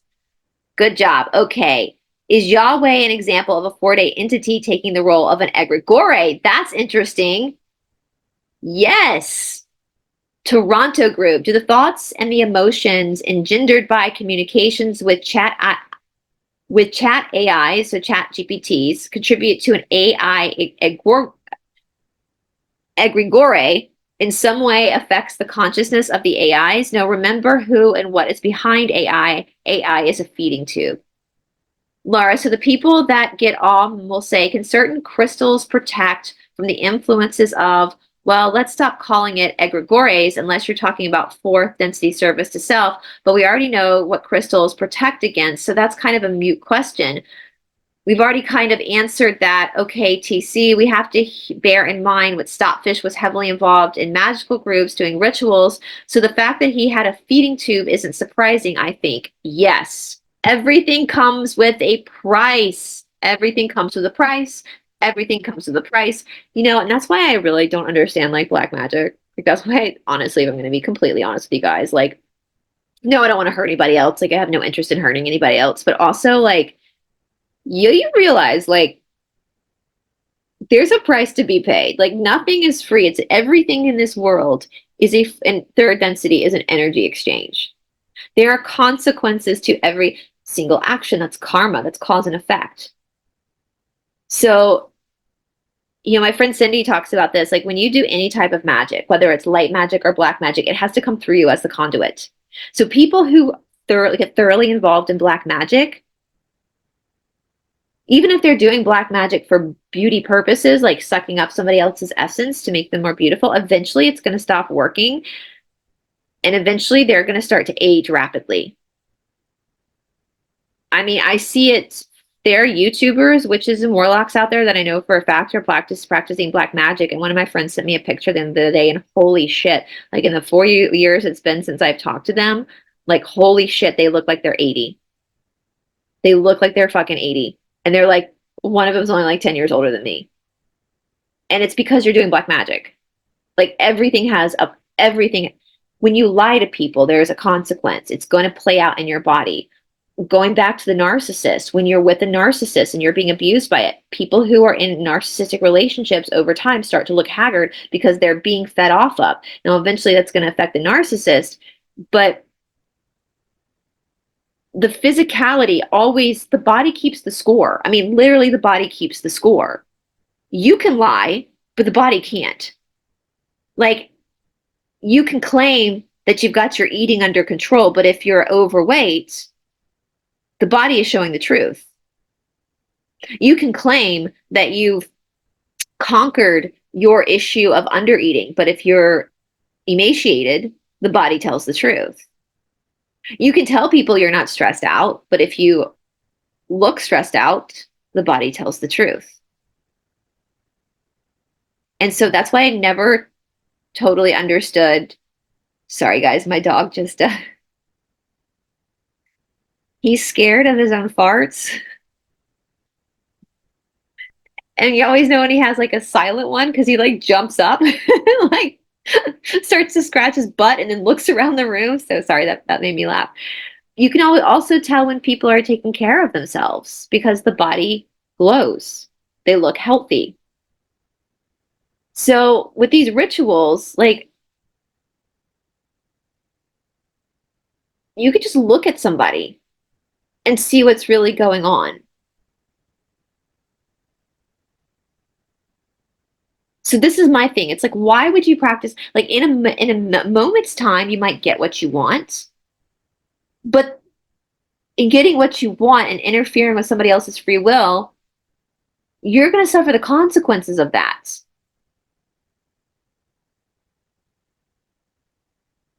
Why would you do that? Like my friend Cindy said, it's common for people who practice black magic for their teeth to eventually fall out. Sometimes their hair will like gray faster. I mean, aging, we all go through aging, right? Like all of us, we're all going in the same direction, right? But and sometimes people do start to rapidly get to a certain age where they start graying. Like my father, I always said if I ever, because, boys get their hair from their mother's father. And my nephews Charlie and Matthew are so lucky because my dad has thick hair, like head full of thick hair. He didn't start like getting slight bald spot until he was like, I want to say he's in his late 60s now, and it's just now started, and he just now like started to gray. So like if I had a son, he would be so lucky because he would have a full head of hair for most of his life without gray. I haven't really started graying. I got a little bit of gray like coming right here, but I will say my hairdresser did tell me that I'm lucky because when you're blonde, or I mean, my hair is colored, but when you're blonde, natural, I have low lights and all sorts of different stuff in my hair. But as the aging process starts for people who are blonde, it's more graceful because the gray comes out more white, and so it kind of blends with the blonde. So I'm lucky in that sense. I don't have any on the sides of my hair. It's all like just right here. But you'll see people who practice black magic, like overnight they'll wake up and they'll have like all this gray hair. Yeah. I mean, it's all of a sudden they'll wake up and they look like they've aged 10 years. Or all of a sudden their body starts to morph in a very weird way. Like if they were at one point super fit and healthy, like overnight they might all of a sudden look like an Oompa Loompa. Because there's always an energy exchange. And if you're going to interfere in somebody else's free will or take from somebody else, there's going to be a consequence that you're going to have to pay for that. So, and your body is the one using it. And so for vanity purposes, like why would you practice black magic? So anyway, oops. So anyway, that's my spiel on that. But let's read that again. So the people that get all the mosaic and certain crystals protect from influences of, well, let's stop calling it egregores unless you're talking about fourth density services self, but we already know what crystals protect against. So it's kind of a mute question. We've already kind of answered that. Okay, TC, we have to bear in mind that Stavish was heavily involved in magical groups doing rituals. So the fact that he had a feeding tube isn't surprising. I think, yes, because he was doing black magic, so something was taken from him too.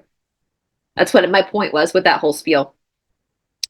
Joe, he's some dude that was part of some magical group, and he got freaked out by awareness of what was going on, or some demon or some entity, and then he went like a reformed Catholic, and he suddenly went, this is all just thought forms. People create all of this. None of this is real. There's no such thing as demons and stuff. We created all right. So it's easy to control. There's nothing else out there. He also wants to give humans too much agency. Well, it's all created by humans. That's what I'm saying. Yes, Stavish describes the Rosicrucian Cathedral of the soul as an imagery. Okay, well, we did that one. They said yes, with the cathedral being useful in that way for Catholics, prayer focused. Question: is there any entity from the jungle that is attracted to FRV of the country house that was created for STRs? And if so, are they good to keep around? And I don't know. I'd have to go back and look what FRV and STRs are. We can kind of get from the context what they're asking. No, you've established and maintained a protection sphere. Joe, that's an egregore. That protective sphere is an egregore. Laughter. Egregore is sort of a rough word. It is a rough word. It's totally a rough word. It sounds like a combination of egregious and go.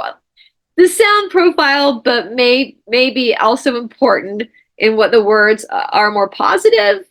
Well, any comments to that? Indeed. Is the term astral merely an I cannot speak now because that egregore word is very difficult to say. Is the term astral merely an imprecise definition of a hyperdimensional phenomenon? Yes and no. Astral is still partly restricted to third density. So astral is just our realm. I remember that. We've talked about that before. So astral is still like our realm. How much, it's getting unpleasant to use these words in the loose way it's being used, Z Zermans, how much influence is being exerted from the underground civilizations of Earth? We need to do more on the undergrounders, guys. You said egregore influence, but I would have to say that's not an egregorian influence. That's a thought form transmission. Is that correct? Yeah, so they transmit thoughts in thoughts forms, like broadcasting. Yeah, like broadcasting, and depending on the receiver of the individual, that determines what gets picked up. Yes. Is the current wave of gender dysphoria an egregore? Oh, indeed, in the real sense of the word. Egregoris and gore. Yes. Joe, it's like they broadcast those signals. Some people pick them up, or a lot of people pick them up, and they resonate with the negativity and they start acting that out, and that changes or strengthens the connection or more. It's like a downward spiral. Yeah, like a grooving, a channel. Okay, let's skip that one for a moment. Do thought forms actually require a psychic link to a mind to exist? So thoughts don't exist in a vacuum, so to speak? Mostly yes. And what would the expectation be when it's been so strengthened that it takes on a somewhat autonomous state? Yes. So thought forms can become autonomous weakly. Okay, go back to the top. There are some other off-topic questions that we want to see if we can grab. I'd like to get all of this okay.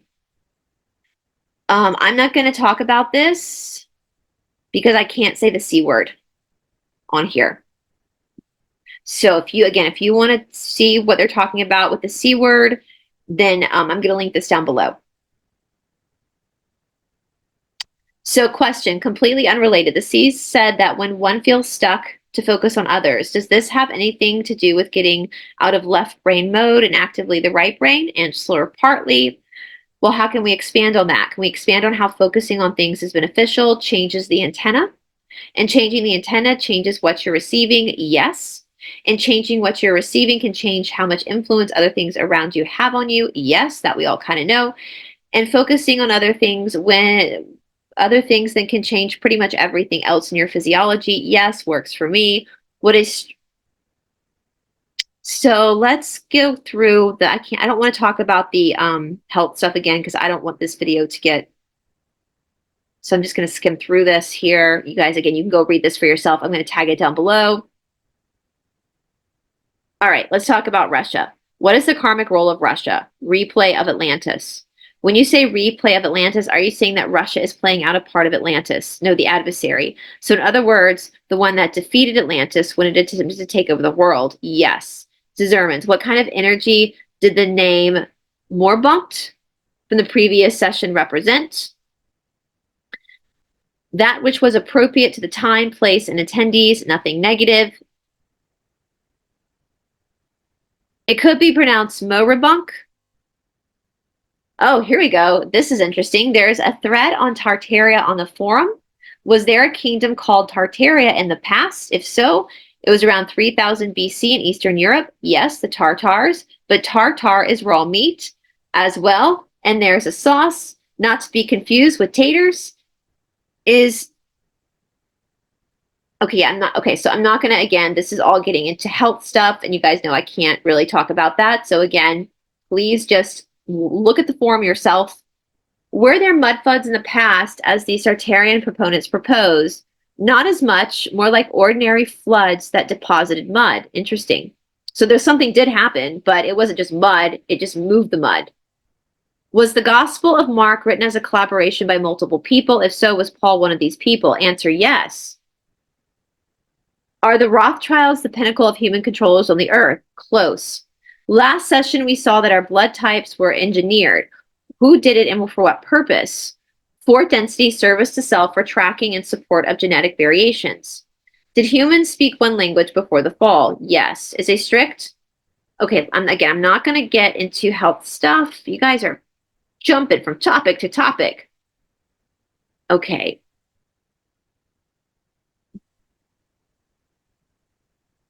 Let's see.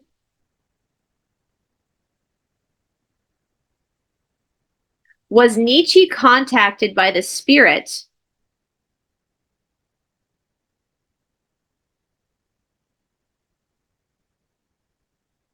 Was Nietzsche contacted by the spirit of Zarathustra? No. Was it his imagination or another entity such as a fourth density service to self? Both of the latter. Again, you guys, a lot of times when we're channeling, 99% of the channeling is a fourth density negative.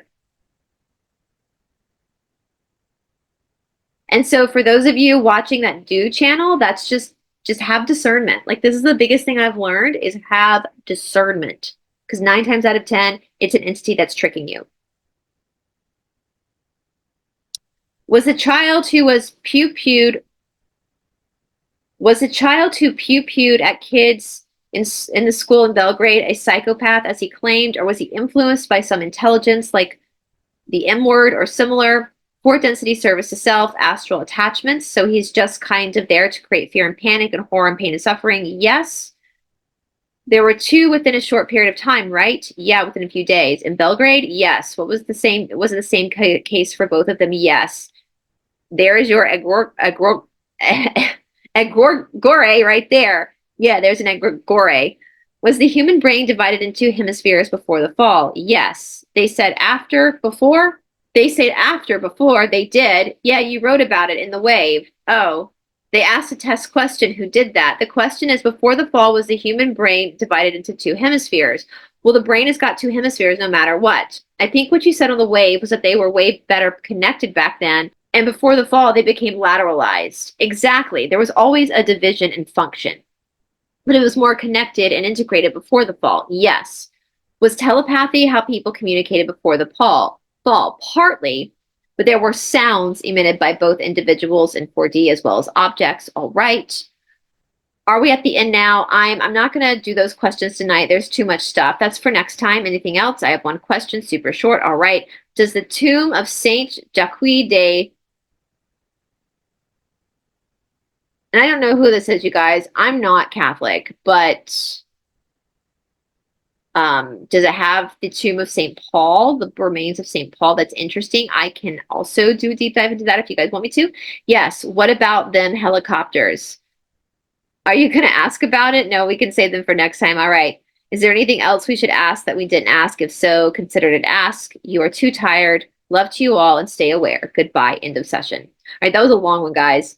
That was a long one. So there was a lot in that. I just typed in fallen angels because that's what we're going to be doing next week. Some videos have already been recorded for next week, and I just said, let's just go with this one. And there was only one section on the fallen angels, but we learned a lot about this Stavish guy and his wrong, according to the Cassiopeans, his wrong analysis of the world we live in. We learned a lot about the Tartars and Tartarian, and this tomb that apparently has the remains of Saint, who was it, Saint Peter? Or yes, no, Saint Paul. St. Paul. Paul, who was Saul. Peter is apparently at the Vatican, but Paul. So the guy who's literally responsible for Christianity as we know it.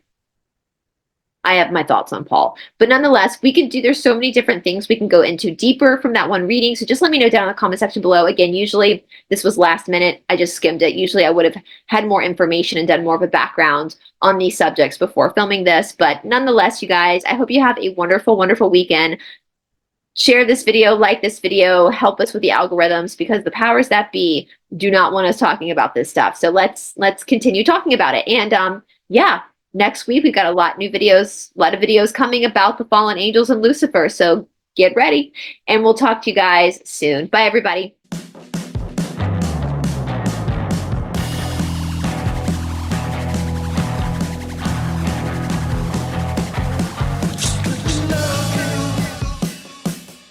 Let me show you the sky below.